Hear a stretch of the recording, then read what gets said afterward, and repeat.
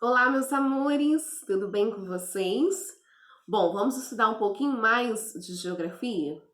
A gente está começando a conhecer, né, a região Nordeste. Nós já falamos dos aspectos gerais dessa região, os estados que a compõem, a população e as características dessa região, o folclore, a cultura. E agora nós vamos conhecer de uma forma mais específica os aspectos ambientais, os aspectos naturais dessa região. Na aula passada, a Cris pediu que vocês lessem, né? Um textinho da página 218 e 219.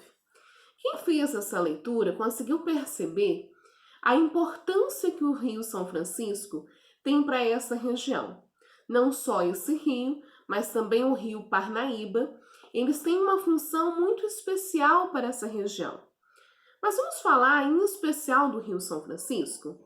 A região Nordeste, ela é uma região formada por uma diversidade de climas e de relevo.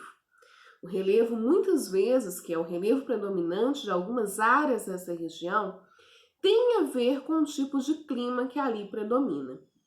Se a gente colocar em específico no sertão, no interior dessa região, a gente já sabe que o clima predominante é um clima semiárido. Um clima semiárido é um clima mais seco, com pouca, densidade de chuva, o que fez vivenciar por aquela população que ali morava muito a seca.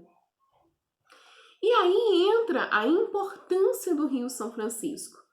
Muitos rios nessa região de clima semiárido, onde vivenciaram as secas, eram rios temporários. Já Cris, o que são rios temporários? Rios temporários são aqueles rios que têm a presença de água somente a partir da condição de água, onde você tem um clima, que é um pouco mais favorável, ou até mesmo devido a épocas do ano onde chove naquela região. Então é temporário, ele cessa a partir do momento em que o clima fica mais seco. Já nós temos os rios permanentes. Os rios permanentes são aqueles rios que eles estão ali independente da seca ou da chuva, que no caso a importância do Rio São Francisco. O Rio São Francisco é um rio extenso, um volume de água em relação a tamanho. A gente tem que lá na região norte, a gente começou a conhecer esse Rio São Francisco. O Rio São Francisco, ele nasce na região sudeste, ele nasce em Minas Gerais. E ele vai percorrendo todo um território. A gente já sabe que esse rio não é apenas brasileiro. Então é um rio que já no nosso entendimento, já é um rio muito importante, devido a toda a história e devido ao volume de água que ele tem e as funções que ele ali fornece. Não só a região Nordeste, mas todas as regiões que têm a presença desse rio. Como é um rio de planalto, ele é um rio que tem quedas d'água, que influencia e ajuda na manutenção das hidroelétricas, na manutenção não só da água, mas também da energia daquelas regiões onde ele tem esse papel. Então vamos pegar o nosso livrinho na página 218?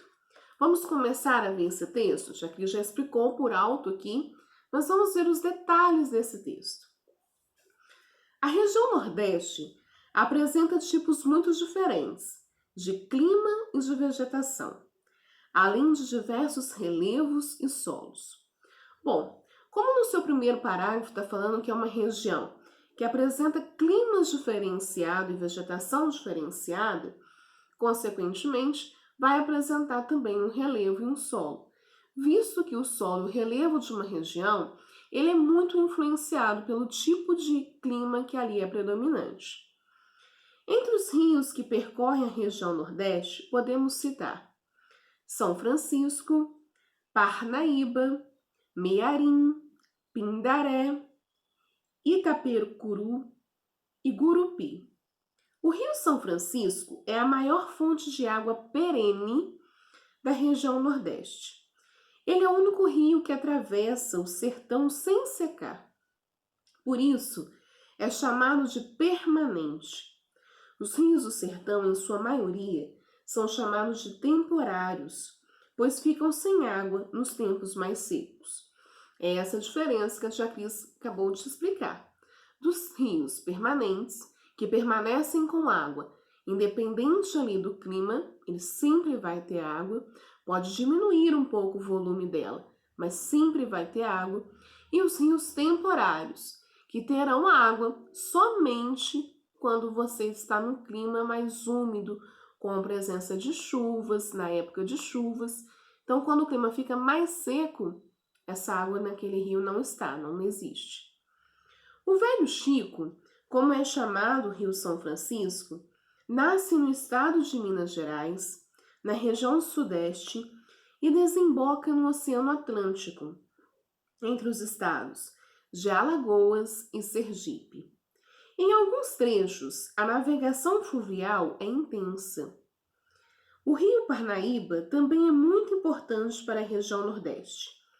Ele banha os estados do Piauí e do Maranhão e é chamado carinhosamente de Velho Monte.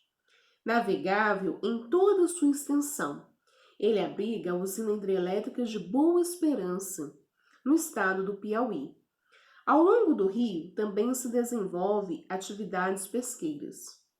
Então, quando a gente fala dos rios da região Nordeste, a gente viu vários outros, mas a gente destaca os rios Parnaíba e São Francisco, pelo papel que eles têm para aquela comunidade. Do Rio São Francisco, a gente já falou um pouquinho mais. Do Rio Parnaíba, aqui no seu textinho ele vem destacando a presença dele em especial em dois estados, o Piauí e o Maranhão, onde no Piauí ele é responsável pela manutenção da hidrelétrica de Boa Esperança. E quando a gente fala dessa questão, a gente está vendo quanto é importante esses rios, não só para a abstenção de águas, mas também para continuar ali com a energia, né? A criação da energia, o mover daquela energia naquele lugar. E além disso, esses rios, eles são locais de atividades econômicas daquela população. Quando você fala ele é navegável, quando você fala ali tem a pesca, está falando que a importância daquele rio para as atividades econômicas que envolve rio, que envolve mar, que aquele lugar tem. Antes de desaguar no oceano, o rio forma uma delta, ou seja, se ramifica, formando uma área cheia de pequenos rios e ilhas, o que estimula o turismo na região. Olha a fotinha aqui do delta. Aqui é a praia de Pedra do Sal, né, em Ilha do Grande Santa Isabel, uma ilha fluvial formada pelo delta do rio Parnaíba, que é onde os turistas podem ir, podem curtir, podem ver, né, podem apreciar a beleza daquele rio. Então, fica várias ilhinhas formadas a partir desse delta dos grandes rios. Como se trata de um rio de planalto, o São Francisco possui cachoeiras e quedas de água que são utilizadas para a produção de energia elétrica por meio de usinas como a de Paulo Afonso, na Bahia, e a de Três Marias, em Minas Gerais, região sudeste.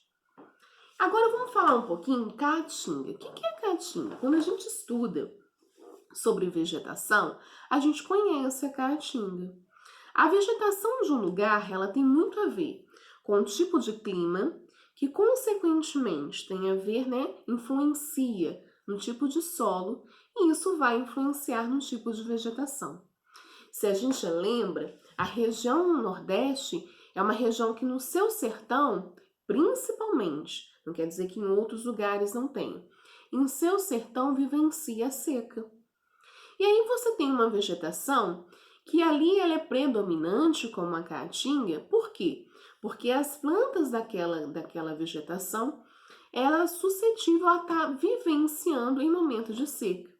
A sua característica possibilita que ela vivencie com a presença ou com a ausência de água.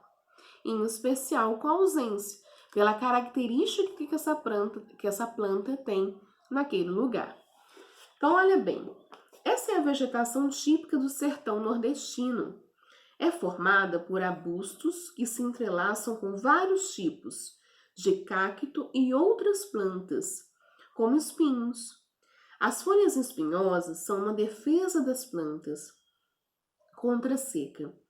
Elas ajudam a reter a água necessária para a sua sobrevivência. Algumas plantas conservam água em seu interior e servem de alimentos para os animais. Durante o período de seca, predominam na caatinga as cores marrom e cinza. Mas assim que as chuvas começam a cair, o verde prevalece. Então você tem aqui no seu livrinho uma fotinha mostrando a caatinga, que é essa vegetação predominante, tanto no momento de seca quanto no momento úmido, no momento em que você tem a presença de chuva. Então aqui, olha, na imagem 1, você tem ela mais marronzinho, então no momento de seca. Quando as folhas verdes estão aparecendo nessa vegetação, é um momento em que você tem a presença de chuva naquele lugar. Então, quando você conhece os aspectos naturais dessa região, e você conhece também os problemas que essas pessoas vivenciam devido à característica do clima que aquela região apresenta, você começa a entender lá aquele parágrafo que você estudou falando sobre a transposição do Rio São Francisco. Tem lugares que, devido ao clima semiárido, que as pessoas não têm facilidade à água e vivenciam de forma drástica as consequências da seca. Então, o governo, há muito tempo, ele vem fazendo um programa que agora, né, a gente está vendo frutos desse programa, que vem trazendo, que vem gerando água nos lugares em que a seca é mais presente. E aí, o que foi necessário ser feito? Foi necessário pegar esse Rio São Francisco tão falado nesse texto e fazer uma transposição. Aí você pode perguntar, tia, o que é isso? A transposição, o rio ele não tem o seu leito, ele não tem o seu caminho natural, onde ele nasce, por onde ele vai passando e aonde ele finaliza, onde ele desemboga a sua água. Na transposição, esse leito ele é modificado. Você muda, você constrói ali um espaço, né? Precisa de muita infraestrutura, de dinheiro para isso, e você vai mudando o leito desse rio. Qual foi o objetivo? O objetivo é levar a água nos lugares onde não tinha. Alguns ambientalistas foram contra essa transposição, porque segundo eles, alguns animais que dependem, né, que vivem no meio aquático morreriam. Mas você tem outro em contrapartida, pessoas e outros animais também morrendo. Então esses ambientalistas tiveram, né, a sua colocação, mas esse projeto foi feito para levar a água, visto o sofrimento dessas pessoas. Tudo bem? Bom, gente, eu espero que vocês estejam gostando. Na página 220, nós vamos falar um pouquinho dessa transposição do Rio São Francisco. Então, eu gostaria que vocês lessem muito bem ela, que vocês lessem com calma, para a gente conversar um pouquinho mais sobre isso, tá bem? Um beijo, um abraço, fiquem com Deus!